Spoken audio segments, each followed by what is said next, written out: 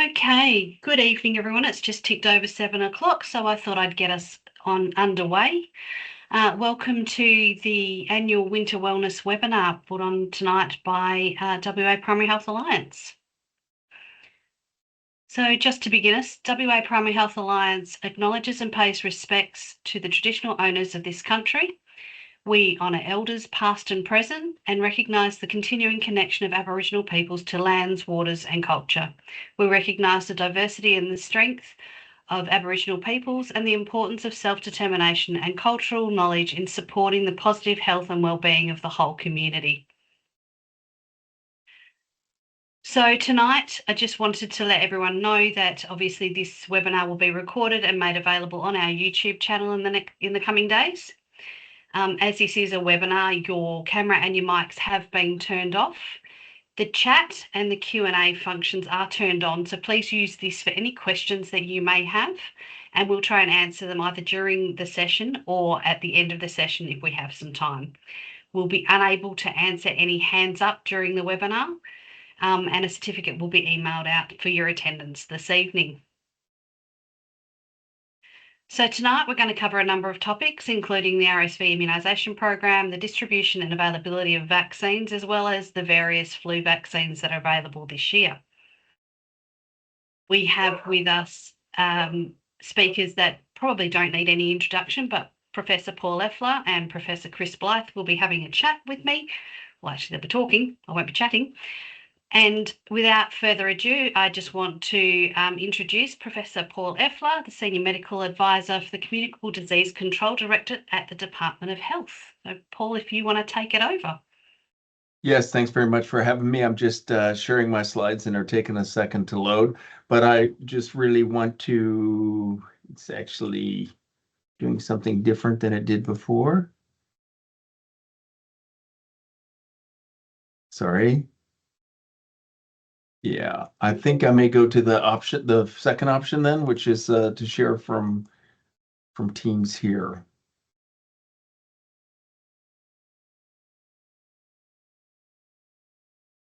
What do you have, Jody, as far as? Okay, we've got your screen. We just need you to go into presentation mode. Okay.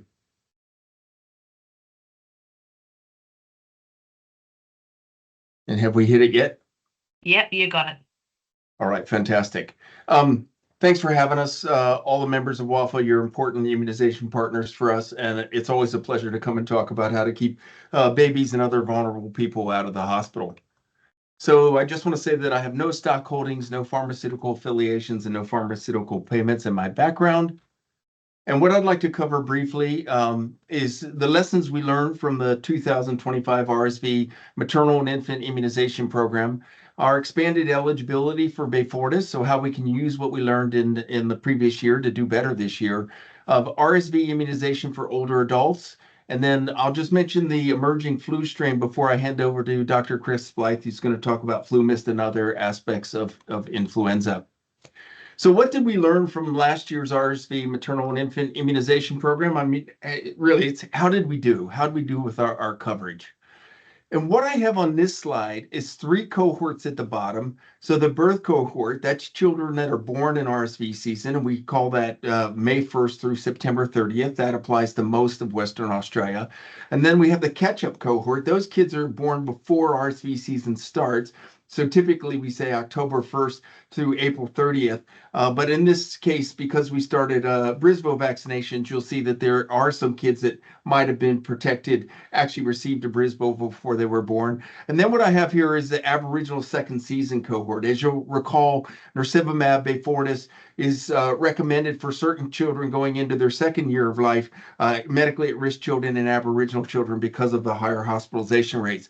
And what I'm going to show you here is in 2024 for the birth cohort, again, that's kids, infants born during the RSV season, is that we had 78% protected in 2024, but in 2025, we actually only got 70% of that cohort covered. So some of them, about 60%, were covered by maternal vaccination with a Brisvo, which is fantastic. You know, it was new. It started in early February, and uptake was decent. And another 10% got Beyfortus. That's what I'm going to use for nirsevimab now, since we're using brand names for both products.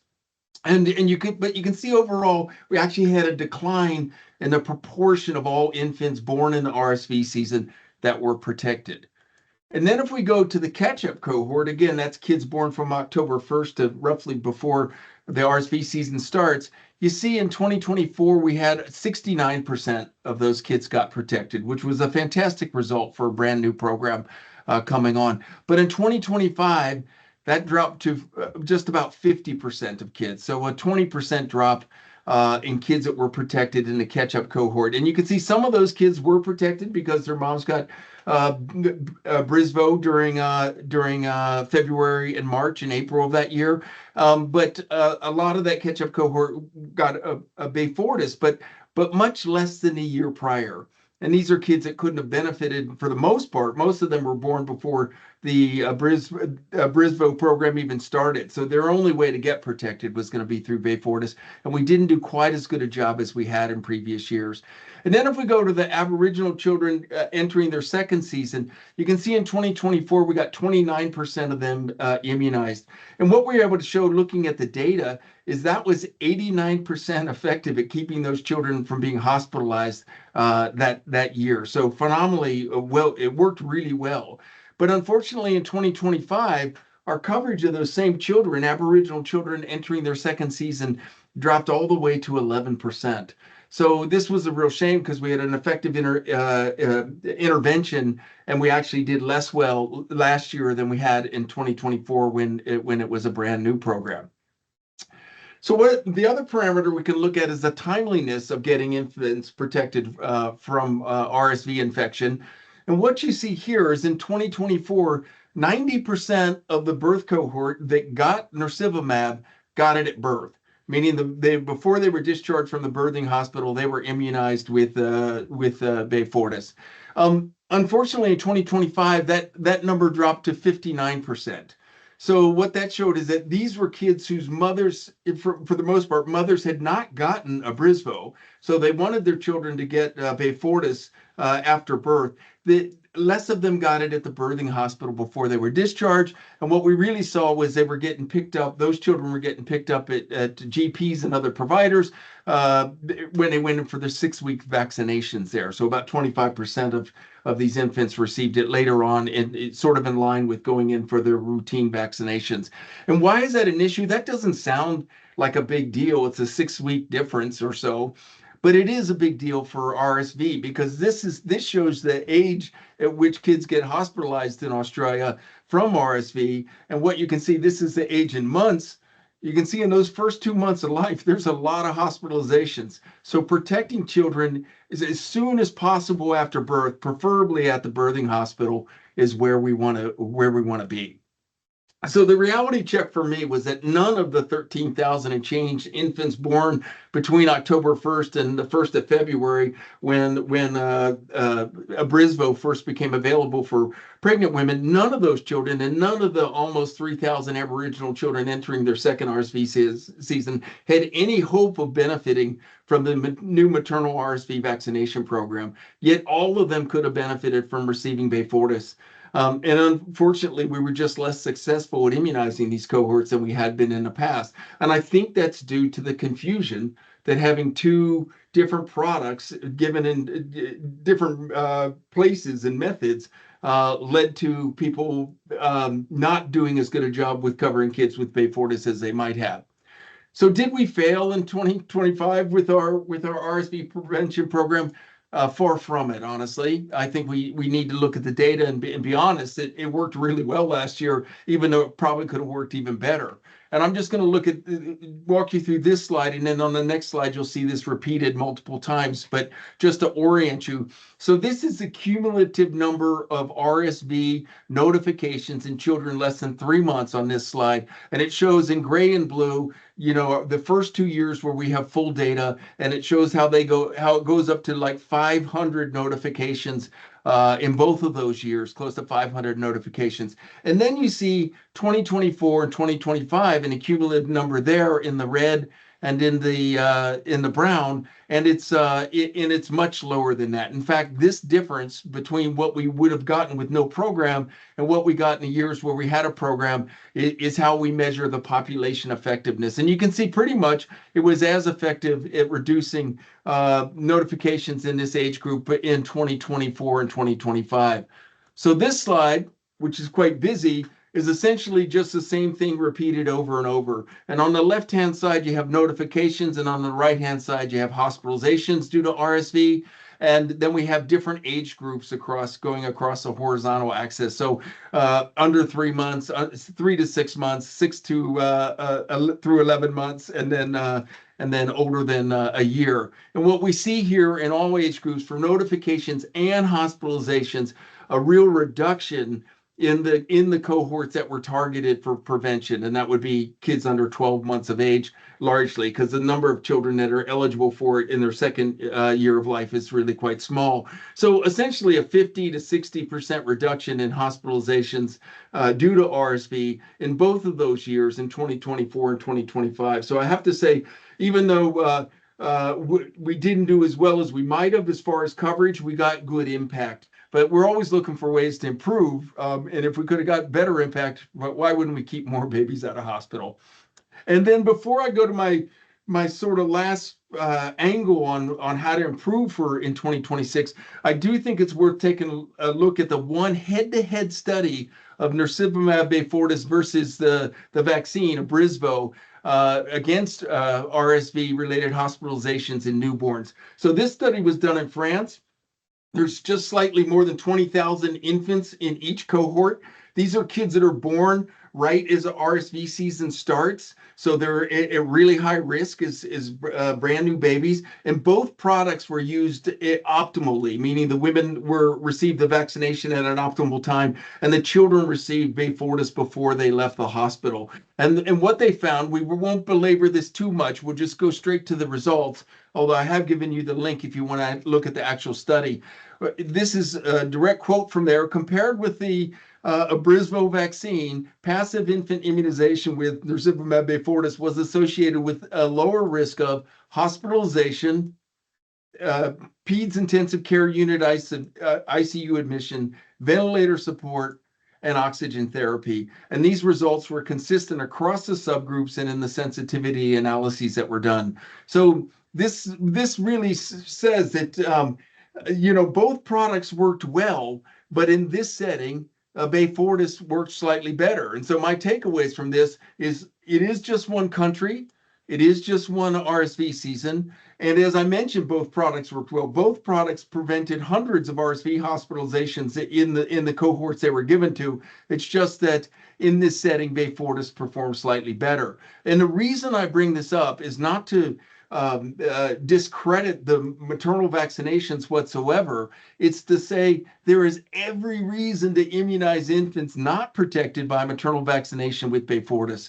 I mean, Beyfortus is going to work at least as well as maternal vaccination. And if the child's not protected with maternal vaccination, we should definitely be making an effort to get them protected with Beyfortus. So who should we offer Beyfortus to in WA in 2026? If the mom didn't receive the maternal Abrysvo vaccination, of course, that child has got no hope of protection after they're being born from maternal antibodies.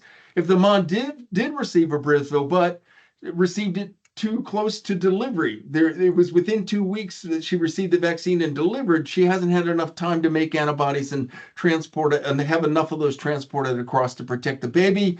If she had an immunocompromising condition that prevented her from producing sufficient antibodies, if she had a medical treatment that lowers antibodies, which would be relatively rare, or if the infant has a serious medical condition, we still recommend, even if the mom received Abrysvo, that the baby get Beyfortus.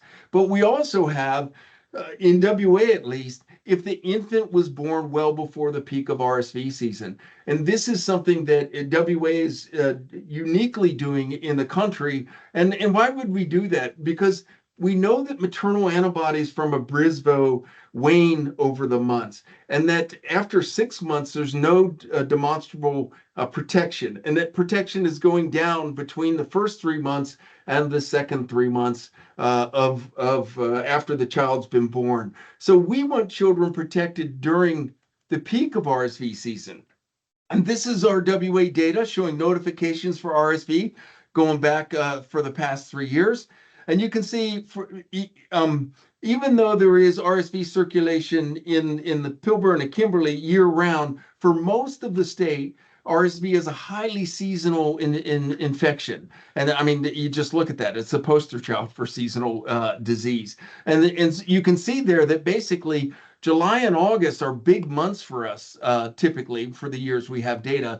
And if a child's born in October to a mom that had a Brisvo, 6 months later, when their protection would be considered to be insignificant, you're well before RSV season. And this goes all the way through to February, March, where as the antibodies wane over 6 months, you're not getting optimal protection during the peak of WA's RSV season.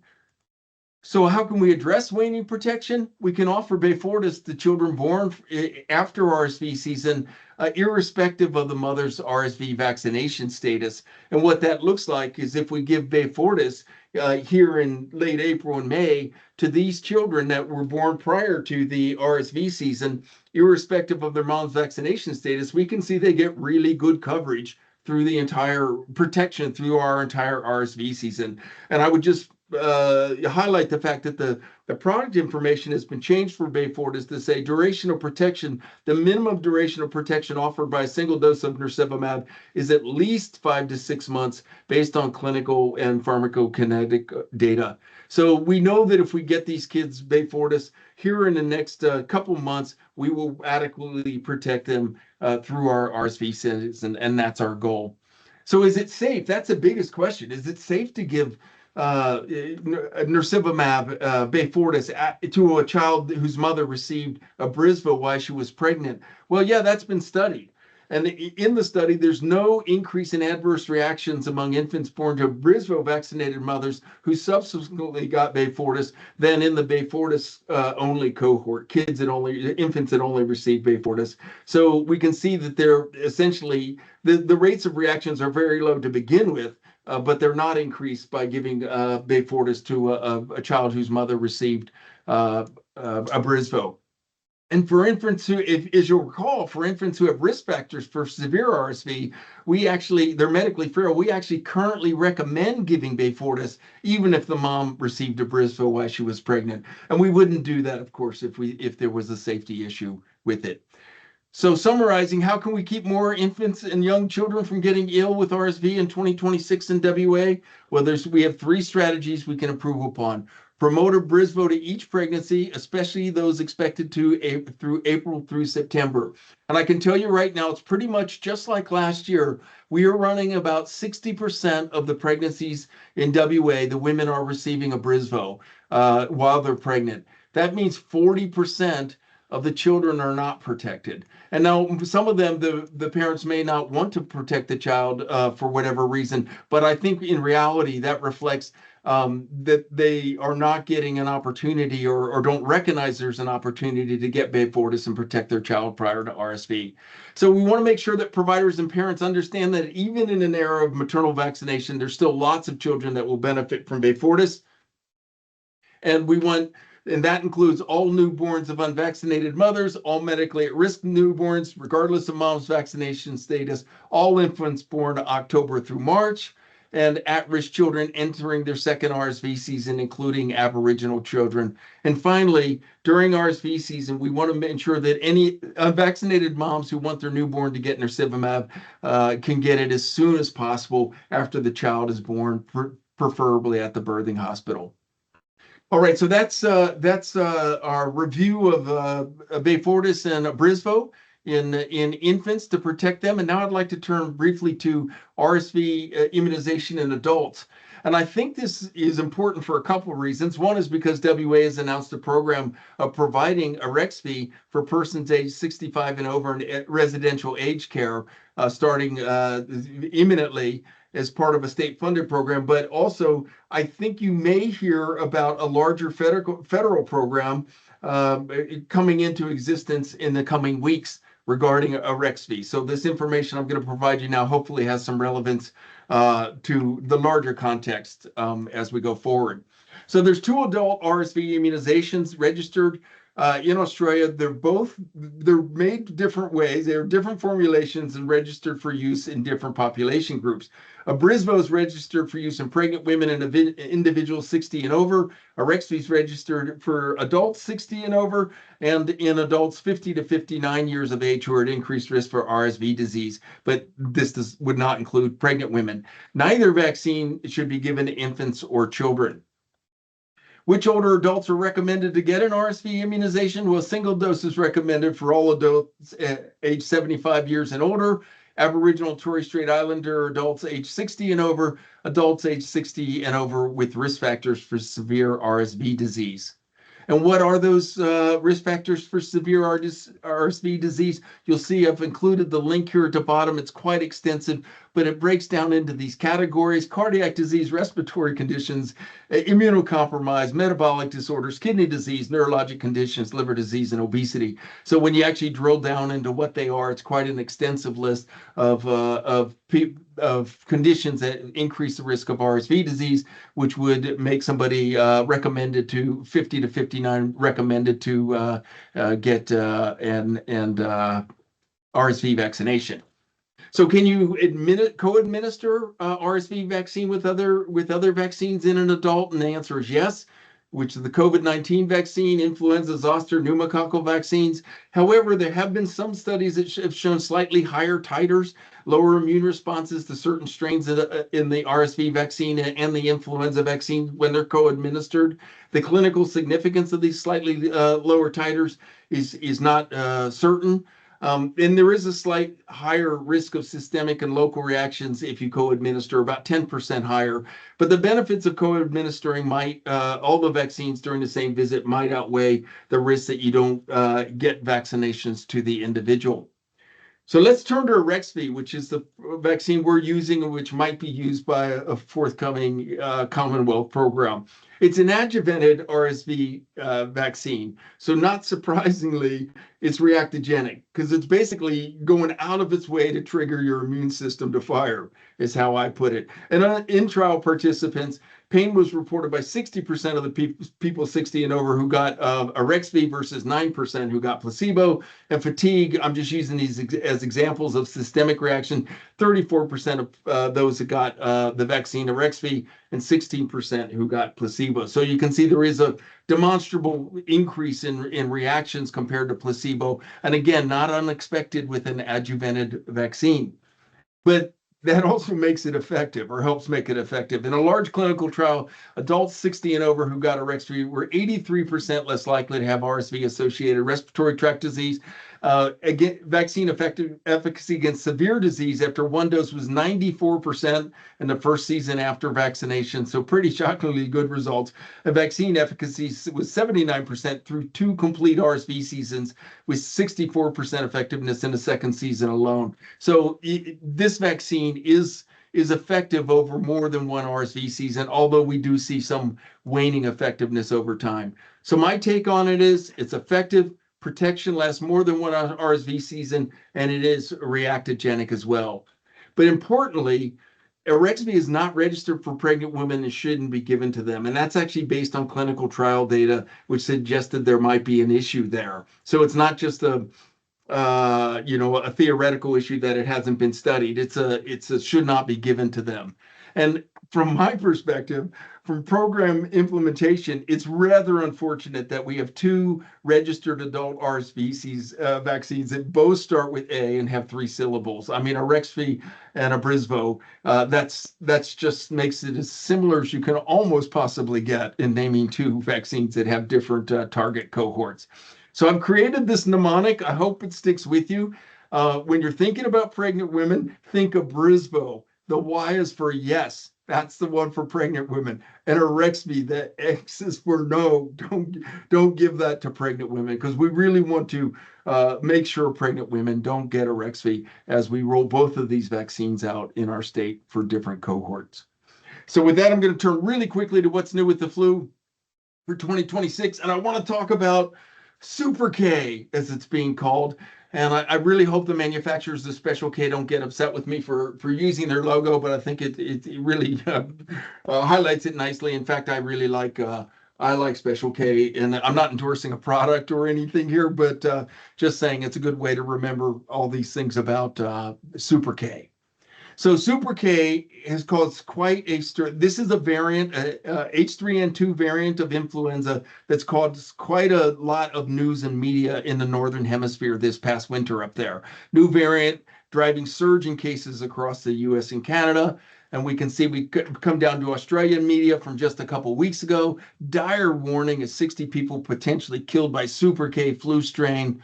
And Australian flu deaths surge as expert warns of highly contagious Super K strain first detected in the United States. So I can anticipate there's going to be a lot of concern about Super K in the Southern Hemisphere, in Australia, in the coming months. And it is true, Super K is dominating the H3N2 influenza strains worldwide now. You can see there, this is it started in the US in June of 2025, but it quickly came to Australia in our Southern Hemisphere. And you can see here these orange lines or maroon lines there, or area under the curve. K is just shot up in both the United States and in Australia, and it now dominates more than 94%, 95% of all the H3N2 strains that are typed. So it's definitely going to be the front runner coming down here. But there is a small shining light, and that vaccine effectiveness depends on the match between the strains that are circulating that season and what's been put in the vaccine for that season. And this is showing the 2025 Southern Hemisphere vaccine formulation. And you can see there, the one for H3N2 in bold is actually A Croatia, right? And what we have is a different strain. We have A Singapore that's been put in our vaccine. And why did we switch, and why do we think that's going to be better for us?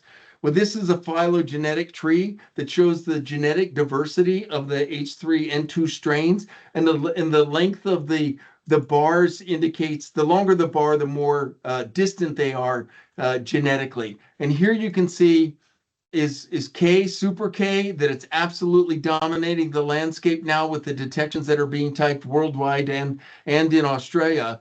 But this is the Croatia vaccine strain that was put in the 2025 vaccine formula, Northern Hemisphere vaccine formulation. And you can see it's quite a bit distant antigenically from Super K. And so therefore the match would not be considered very good. And this is the Singapore strain that's in our Southern Hemisphere vaccine. And you can see it's much closer to Super K genetically. So we're hoping we get a stronger antigenic match and better protection against this strain that seems to be causing a lot of concern in the Northern Hemisphere and initially here too. So with that, I'll close, and I want to hand over to Dr. Chris Blythe to talk about other aspects of flu and the new Flu Mist program. I'll stop sharing here. I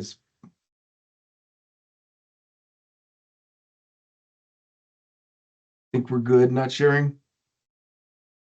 Not sharing, Paul, and thanks very much. And what I'll try and pick up straight from you and share my screen.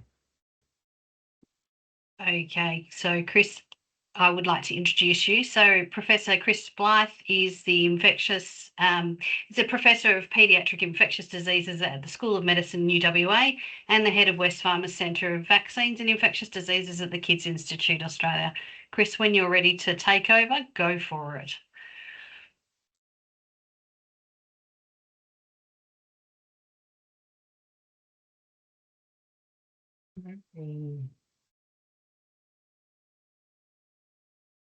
The scariest part of every webinar. Definitely. How does that look? Perfect. Is that in presentation mode, Jody? Or yes, it is. Yep. You're good to go. Well, thanks very much for the opportunity to talk about, I suppose, new options for an old problem, specifically flu. And I'm really going to focus on Flu Mist, or the intranasal flu vaccine, on the back of Paul's conversation about, clearly how flu continues to change. Before I do that, I'd like to acknowledge that we're on Noongar Wujja Butja. I acknowledge the Royal Noongar Wudja and pay my respects to elders past, present and emerging, and continue to highlight that Aboriginal people are at increased risk of influenza, and that's why we have Aboriginal specific recommendations as far as our influenza vaccine program. I'm going to briefly touch on virus, and I'm really going to focus on what I'm hoping to do is to give you some fast flu facts that really help you have conversations with the patients in front of you, because I continue to believe that people trivialise influenza and underappreciate the significant impact that it has on health and community. And so I'm going to try and give you some information there. I'm going to touch on why we are recommending a live attenuated influenza vaccine for children this year, and then jump into some of the questions that I think that you will have about that vaccine. And I'm really hoping to preempt some of your questions. But before I do that, this is why we're talking about influenza, and importantly, influenza is one of those viruses that continues to change. Influenza A is at risk of strain shift and drift, and I'll talk about that. And influenza B continues to change with drift as well. And importantly, the challenge we have with flu is it's not very good at proofreading itself, so it continues to mutate. And the Super K vaccine, Super K virus, is a clear example of that. A small change within the genetic structure means that one virus continues to dominate. And importantly, it's that change in the genetic signature that leads to strain drift, which is why vaccine as a virus is changing all the time, and why we need to continue to update our vaccines, and that leads to the annual epidemics that we see. But we also know from previous evidence that influenza A particularly is at risk of strain shift, and so we do get new viruses emerging every so often. The 2009 virus was a combination of a human virus, a pig virus and a duck virus, all in combination, and that leads to those significant changes that occur from time to time. And with that, we can get new pandemics, including 2009 was a clear example of that. If we look to 2025, I put this up just to highlight the impact of the Super K variant that Paul described. The dark blue is 2025. And what was unique about our 2025 season, we had all three major virus groups dominating: H1 early in the year, B in the middle of the year, and H3 at the latter part of the year. And as you can see, we had a very long and prolonged flu season right up towards November and December, with that H3 strain really dominating over that period of time. So let me jump into my first fast fact. So importantly, influenza is our most common vaccine preventable disease. So as I often say, our most common vaccine preventable disease, our most common vaccine preventable cause of hospitalisation, and our most common vaccine preventable cause of death. And that's in all populations, including in children. So nationally in Australia, we had over 500,000 cases last year, including over 200,000 influenza cases in children, and thousands of hospitalisations and deaths in all age groups. And it is the most common vaccine preventable cause of death. And this is a photo of Lucy DeLewis, who died from flu in 2019, and her parents have been absolute vocal advocates for the importance of influenza vaccine and have been working with us, particularly on the intranasal flu vaccine program this year. So who is at risk? Importantly, we all are at risk of influenza, and we see that each year. And so we do know that everyone is at risk, and that's why vaccines are recommended for everyone. But there are specific populations at increased risk. So particularly the very young, the elderly, those with underlying comorbid conditions, pregnant people and Aboriginal people are at significantly increased risk, so should be specifically prioritised for influenza vaccine programs. My next important fact as far as flu in children is, as opposed to adults, most severe outcomes actually occur in healthy children. So if you look at those risk factors for adult and pediatric influenza-related deaths, most deaths occur in previously well children. In programs we've led at PCH over a long period of hospital, more than half of our flu-related hospitalisations each year are in children with no predisposing condition. So healthy children get flu and unfortunately have flu-related complications. And vaccines keep children out of hospital. So each year at the hospital I work, we have 300 to 400 hospitalisations each year with influenza. Across the state, we have over 1,000 hospitalisations in children each year. And we know from data that we've looked at consistently over nearly 25 years is we can reduce that by at least 2/3 by vaccinating children. These are data that Emily Rice, who's a registrar in my group, has recently published, looking at national data from 2019 to 2024 and vaccine effectiveness of 65%, which has been incredibly consistent over many years. Importantly, with vaccine effectiveness for both H1, H3 and B demonstrated. And vaccines work in adults too. Now, consistently, pediatric vaccine effectiveness is slightly higher than adults, but actually consistently in adult programs, hospitalisation can be reduced by approximately 50%. So we can halve the rate of hospitalisation in adults through vaccination and reduce it by 2/3 in children. One last point I really wanted to highlight before talking about intranasal vaccines is vaccinating children protects the community. This is a study Paul and I did a couple of years ago looking at if we could increase our influenza vaccination rate in primary school age children, we would dramatically reduce the amount of cases in all age group. I know this is a little small on the screen, but the different colours are different age groups. And the base case is 10% uptake. You can see by increasing up to 40 to 50% uptake how the dramatic drop in cases we would observe. And importantly, primary school children, the program is the group that targeting is going to be most effective, but actually even extending to high school children, it's likely to be even more effective. And this is not just as far as number of cases averted.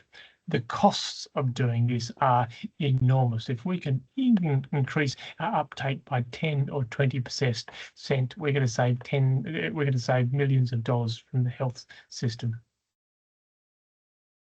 I suppose my last fact is clearly what we're doing is not working very well. This is vaccine uptake nationwide.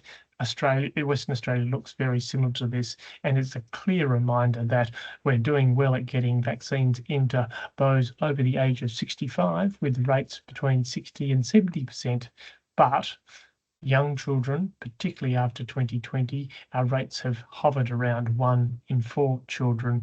And in that primary school group, which I think is so important, our rates are well below 20%. So we're not getting enough vaccines into arm to see both the direct benefits, keeping children out of hospital, but many of those indirect benefits, protecting the parents, protecting grandparents, protecting the community that we would expect from an influenza vaccine program.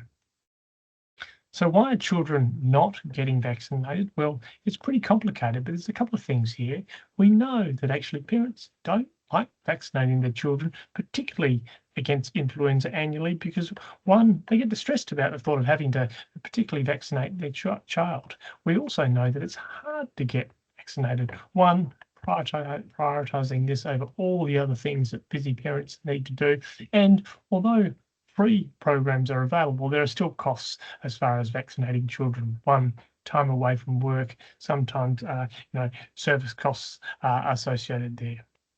We also know that actually 1 in 4 children has an intense fear of needles, and about 1 in 8 has a phobia severe enough to stop them getting an influenza vaccine. And so really this is one of the catalysts for us thinking about an alternative product. So before I talk about the intranasal vaccine, a reminder of the recommendation, because our vaccine program is recommended for everyone over the age of 6 months. Nationally, on the NIP, vaccines are recommended for children 6 months to 4 years. everyone over the age of 6 months with a medical comorbidity, all pregnant people, all Aboriginal people, and all older Australians. And the national program is complemented by state programs. We have a primary school age program that's been in existence since 2020 in Western Australia. Clearly, healthcare workers are important to be vaccinated, and everyone over the age of 6 months can access influenza vaccine over the last couple of years through the state-funded free flu vaccine program. And so a live attenuated intranasal vaccine, so a flu mist is the commercial product there. It's an AstraZeneca product, has been available in the Northern Hemisphere for over 20 years.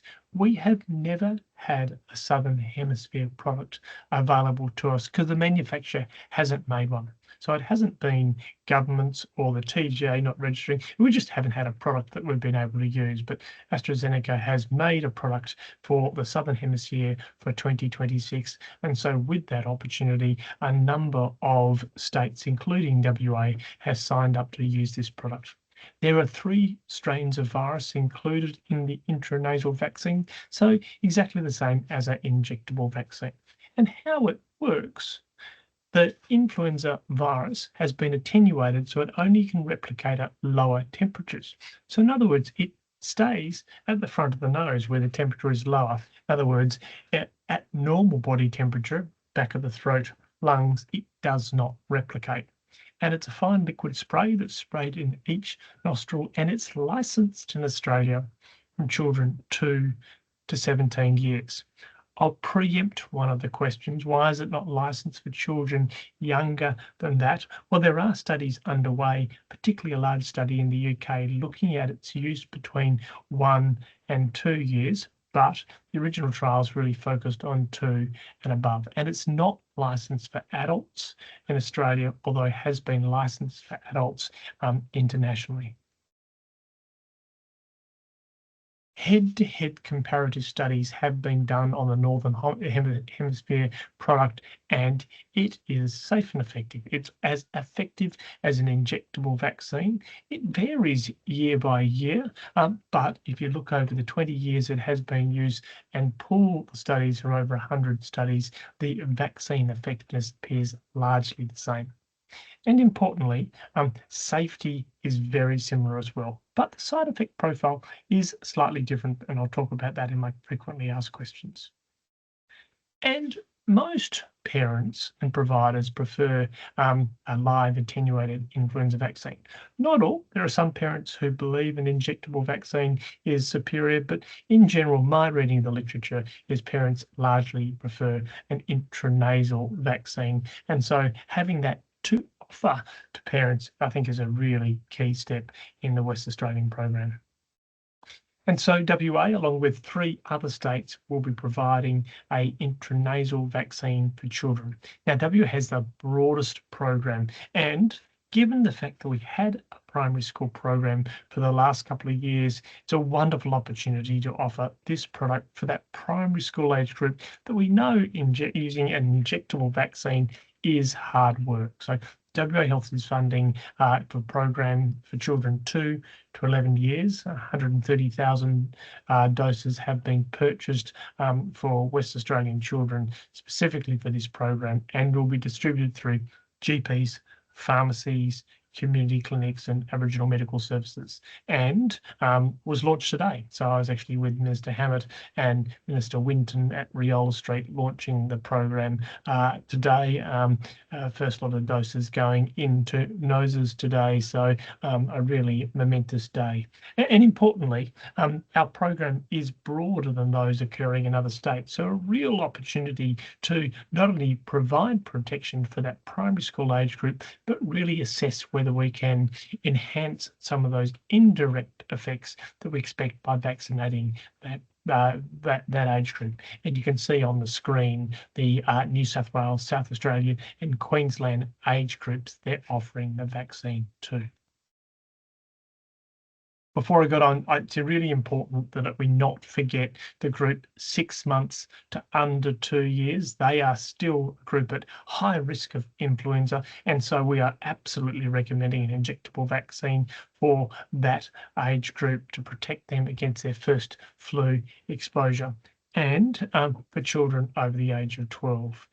Those 12 to 17 may be able to access an intranasal vaccine on the private market through certain pharmacies because it's registered for that age group, but that's not the group funded under the state program. There are some groups that are contraindicated to receive an intranasal vaccine, and most importantly, those with moderate to severe immunosuppression. I'll talk about that in my frequently asked questions, and a real reminder not to forget, even though we're focusing on the intranasal vaccine, the other groups recommended. How many doses are required? There has been a change in this recommendation. You'll recall that previously, the first time a child was exposed to an influenza vaccine, if they're under the age of 9 years, they got 2 doses in their first year. That recommendation has changed. So the recommendation is actually only for 2 doses in those under the age of 2 in their first year, except if they have a medical risk factor for severe influenza. So in other words, for most children, that recommendation is under the age of 2, except for those with underlying conditions increasing their risk of influenza. Side effects. Yes, the side effects of an intranasal vaccine are different than injectable vaccines. You don't get a sore arm with an intranasal vaccine, but you often get a blocked or a runny nose, headache and some fever sometimes occur, and clearly you get less systemic side effects occur. Importantly, it's an incredibly well-tolerated product. I'm going to specifically touch on who is it contraindicated in. Well, anaphylaxis to any flu vaccine is a contraindication to a flu vaccine, including an intranasal vaccine. Those who are moderately to severely immunosuppressed are recommended to get an injectable vaccine. And importantly, I'd encourage people to have a look at the tables in the immunisation handbook. They've been significantly updated over the last 2 years and gives much greater specificity now. And actually, I use them. I go to those tables frequently to look at which drugs are recommended. Which vaccines are not recommended with specific immunosuppressive therapies. But for you, so those with primary immunodeficiencies, including B and T cell defects, neutrophil defects, those on high dose immunosuppressive therapy, including that dose of steroids or a high dose of disease modifying agents, clearly those receiving chemotherapy for malignancies, those post-transplantation and moderate to severe HIV infection. And importantly, although it's uncommon, those taking aspirin are contraindicated to get an intranasal vaccine. So, who is it not contraindicated? Well, there are many people who can get an intranasal vaccine because they only have mild immunosuppression, including many children in this age group. It's not contraindicated in those with asthma and wheeze. You might read that people should seek advice from a healthcare provider if they've got a history of severe asthma. Importantly, if someone doesn't have severe asthma before you at the moment, in other words, they're wheeze-free and their asthma is well under control, they should get a vaccine. And importantly, anything we can do to prevent them against severe flu is a good thing. It's not contraindicated in those who use nasal steroids or with egg allergy. And importantly, unless they've got a severely blocked nose from an intercurrent illness, and intercurrent illness is not a contraindication to use of this product. Okay, I'm going to touch on this. It's a live attenuated product, and you do get some shedding of the modified virus over the first few days. This can actually give false positive PCR tests. If you do a test in the days following a vaccine, you may be able to detect the vaccine strain. And importantly, people have been concerned about whether this is transmissible, but actually the evidence to suggest this can be transmitted to unvaccinated individuals is incredibly scant, if not absent. But given the theoretical risk, an injectable vaccine is preferred if you live with severely immunocompromised individual. And importantly, they are those most immunocompromised individual, not those taking a little bit of steroid for airways disease or some of the newer, milder biologics for many of the inflammatory conditions. Can it be co-administration? Absolutely, can be given at the same time of live and non-live vaccines. And importantly, there is not the issue about a gap of at least 4 weeks after another live vaccine, as is the case with MMR or varicella vaccine. Don't worry if the child sneezes straight after. The dose is actually significant. The required dose is relatively small compared to the volume. So, you don't need to repeat doses if the child sneezes directly afterwards. And any special precautions required? Well, we would recommend hand hygiene like you would administering any vaccines. We don't recommend PPE in administering these vaccines, although, given the fact that there is that theoretical risk of transmission, very immunocompromised staff probably should not be administering an LAIV. And so that's why that recommendation is in place. And so that's a picture of a girl that we gave an LAIV a couple of weeks ago to. We started vaccinating today at Riol Street, and I'm really hoping that our experience with delivering this product, which has been incredibly easy, you will find it as easy, and we can really work together, improve our influenza vaccine in this age group so that we can actually improve influenza vaccine control more broadly. And with that, I'm hoping I've left enough time to have some of the questions. And so, Jodie, what I might do, I might stop sharing the screen so we can see faces. Sure. Before we do that, though, Chris, what I am going to do is share my screen and share the sound and just do share this little demo video on how to actually give the vaccine. Administering live attenuated influenza vaccine. When administering the vaccine, make sure that the child is sitting directly across from you. Check the expiry date on the applicator. Do not remove the dose divider clip at the other end of the applicator at this stage. Remove the applicator's rubber tip protector. With the child in an upright sitting position and their head slightly tilted backwards, place the tip of the applicator just inside the right nostril. Push the applicator with a single motion as quickly as possible to administer 0.1 mils of vaccine until the dose divider clip prevents you from going any further. Next, pinch the dose divider clip and remove this from the applicator. Place the tip of the applicator just inside the left nostril and push as quickly as possible to deliver the remaining 0.1 mils of vaccine into the child's nostril.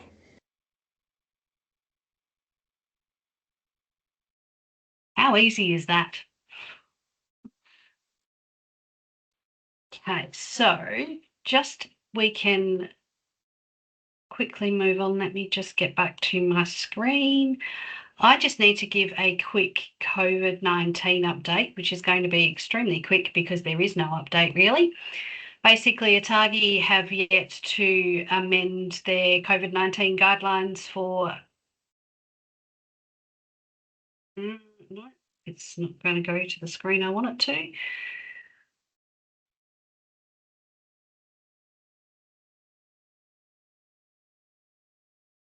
Sorry, pushing through. I'd have to talk very quickly, Jodie, to try and cover it. What were we saying about webinars and the bane of existence? Is the slides? Okay, so COVID-19. Oh, and I've gone past it now. So the ATAGI, they have not yet released their amended guidelines for 2026. So current guidelines are still in place, which is basically anyone over the age of 65 should be getting one every 12 months, especially if they're in a residential aged care facility. It can be anything up to every 6 months. COVID-19 can cause severe illness, particularly in our older adults and including those in residential aged care facilities with medical risks. Vaccination reduces the risk of severe disease and death. I also just wanted to share with you that the education for immunisation providers has been updated on the WA Health modules. They're all free of charge. They're all relevant for WA. They've all recently been updated, and you get your completion certificates for your CPD is available as well. So if you haven't done it already this season, jump online and do those. And just a reminder about our immunisation schedule. Always use the WA immunisation schedule. It's the state funded, and the NIP program information is all clearly listed for our programs.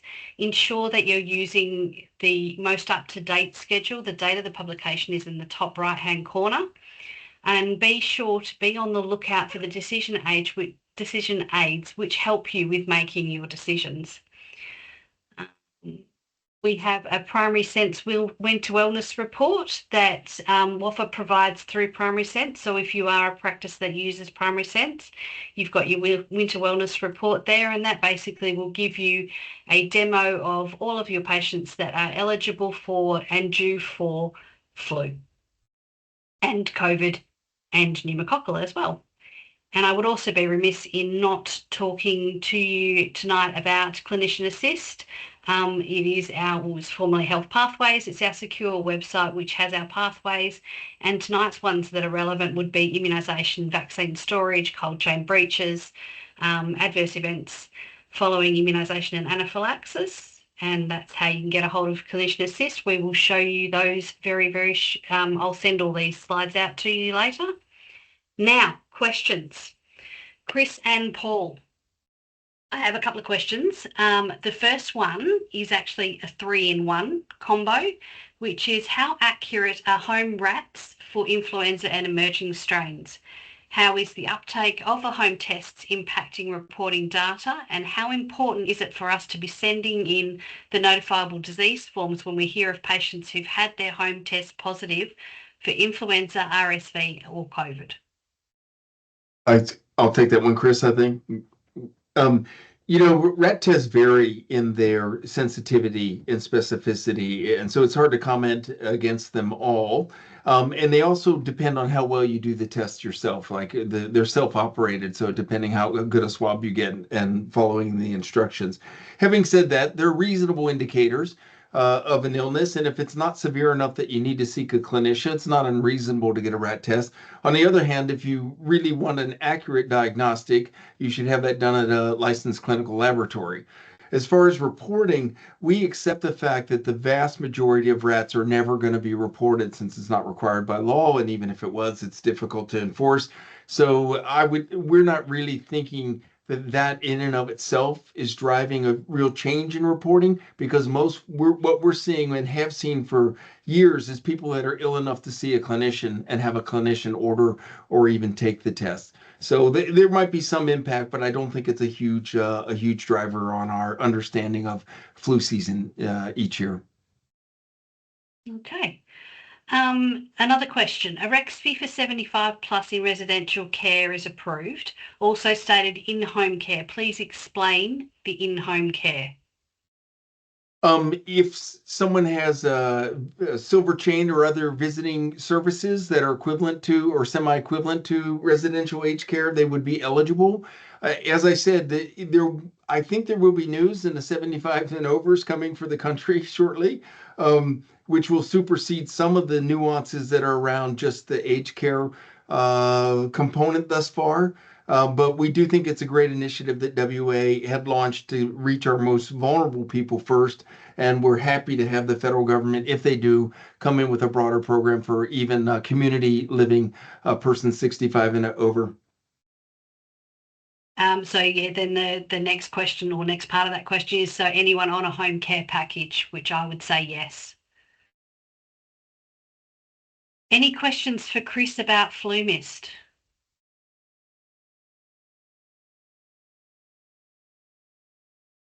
You answered everybody's questions before they even asked them, Chris. Well done. Can I try and show a slide? Sure. Since we're on flu mist. Look, did it work? Yep.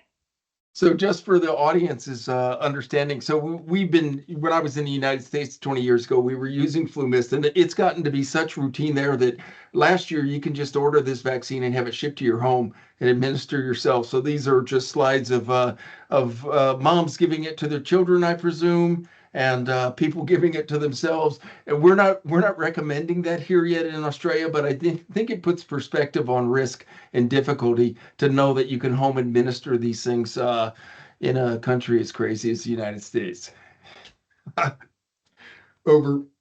We won't mention the United States and how crazy they are.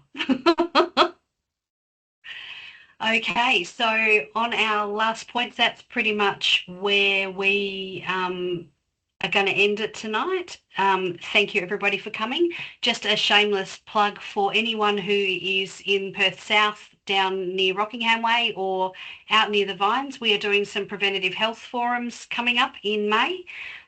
They will be talking about immunisation and cancer screening in general practice, specifically for practice nurses, but we're more than happy for anyone else to come along as well. Register for those there. And finally, just a big thank you. Thank you for coming tonight. We would really, really value your feedback. We strive to provide the best training that we can. And so an email will be sent out to you after the session with a link for some feedback, as well as being open for the next 48 hours. There's a handful of questions on the survey. If you wouldn't mind just using your QR code and using your phone and whacking on that and giving us a bit of feedback, that would be fantastic. You can also let us know of any topics that you'd like us to help you with in future. And I'll leave it there, and I'll say thank you to Chris and Paul. Paul seems to have dropped off. I made it back. Oh, did you? Thank you. Thank you both very much for presenting tonight and filling us in on everything flu and RSV for this season. I hope everyone remains well during winter and that we all get through it okay. All right. Good night, everyone. Thank you.